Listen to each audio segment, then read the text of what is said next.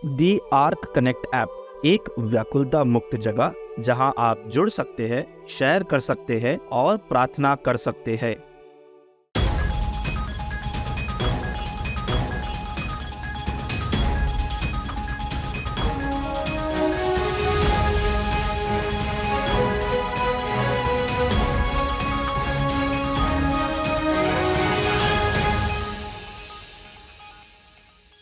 नया कानून AI deep fake को निशाना बनाता है। कैलिफोर्निया के सांसदों ने एआई को विनियमित करने और डीप फेक पर प्रतिबंध लगाने के उपायों को मंजूरी दे दी, जिसमें एआई जनित बाल दुर्व्यवहार छवियों और सोशल मीडिया प्लेटफॉर्मों पर भ्रामक सामग्री के बारे में चिंताओं पर ध्यान केंद्रित किया गया। प्रस्तावित कानून श्रमिकों को एआई संचालित शोषण से बचाने, एल्गोरिथम भेदभाव को रोकने और वॉइस एक्टिंग और कॉल सेंटर जैसे क्षेत्रों में नौकरियों की जगह लेने से एआई को रोकने का प्रयास करता है। बिल में डेवलपर्स को एआई मॉडल में उपयोग किए गए डेटा का खुलासा करने और सुरक्षा प्रोटोकॉल स्थापित करने की आवश्यकता है। उपायों का उद्देश्य पारदर्शिता बढ़ाना और एआई प्रौद्योगिकी से संभावित जोखिमों को रोकना है। विधायकों ने एआई के बढ़ते प्रभाव को संबोधित करते हुए विभिन्न पाठ्यक्रमों में एआई कौशल और कक्षा उपयोग के लिए दिशा निर्देशों पर विचार करते हुए स्कूलों में एआई साक्षरता को बढ़ावा देने के लिए विधेयक भी पारित किए। जैसे जैसे निगम तेजी से अमेरिकियों के दैनिक जीवन में एआई को शामिल कर रहे हैं, राज्य के सांसदों ने भी एआई साक्षरता बढ़ाने के लिए कई विधेयक पारित किए हैं। एक प्रौद्योगिकी के रूप में एआई के दुरुपयोग को कम करने के लिए सचेत प्रयासों के माध्यम से बाकी का मुकाबला किया जाना चाहिए।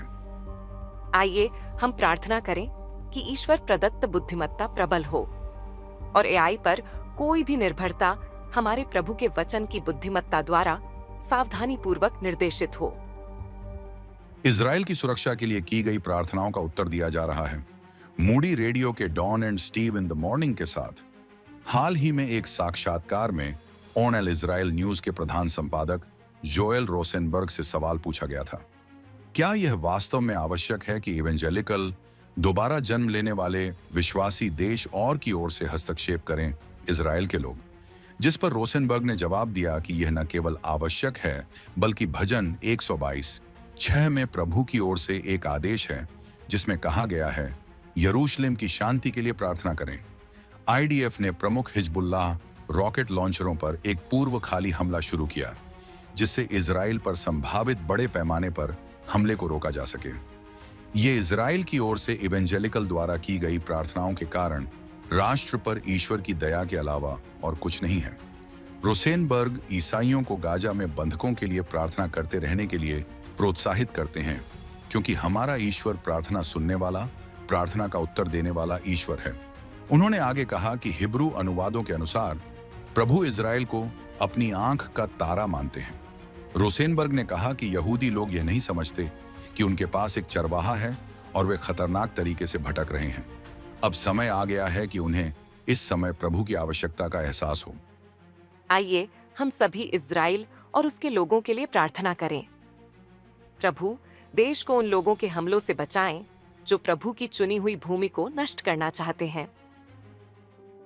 सताए गए ईसाइयों की मदद के लिए प्रौद्योगिकी।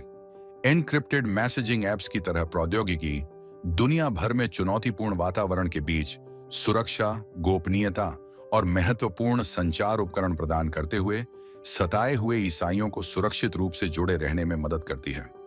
सोशल मीडिया सताए गए ईसाइयों की आवाज को बढ़ाता है, अभियानों के माध्यम से वैश्विक समर्थन जुटाता है और अंतर्राष्ट्रीय कार्रवाई को प्रेरित करने के लिए उनके संघर्षों के बारे में जागरूकता बढ़ाता है।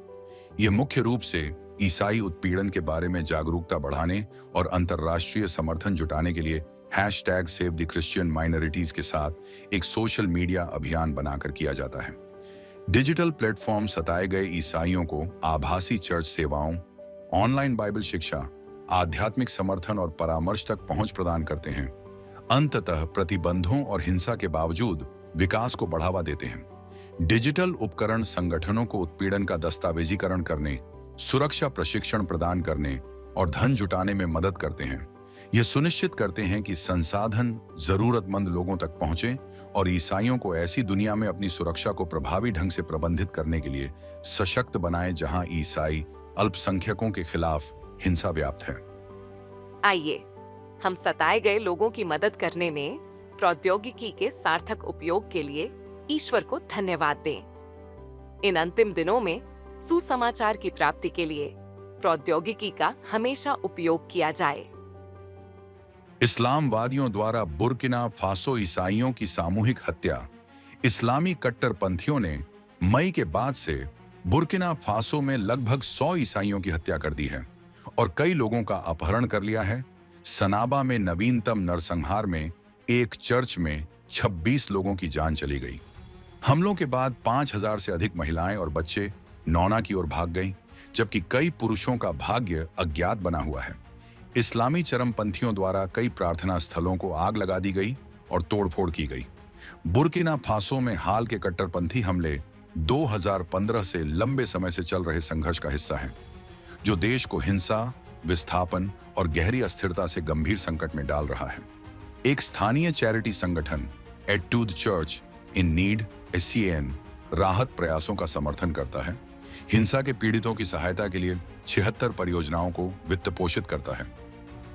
आइए हम बुर्किना फासो क्षेत्र में ईसाइयों पर हुए हमलों के लिए प्रार्थना करें।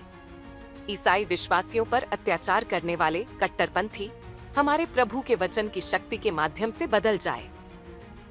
हम इसे रे ऑफ होप क्यों कहते हैं? क्योंकि हमारा मानना है कि प्रार्थना इस अंधेरी दुनिया में आशा की किरण है।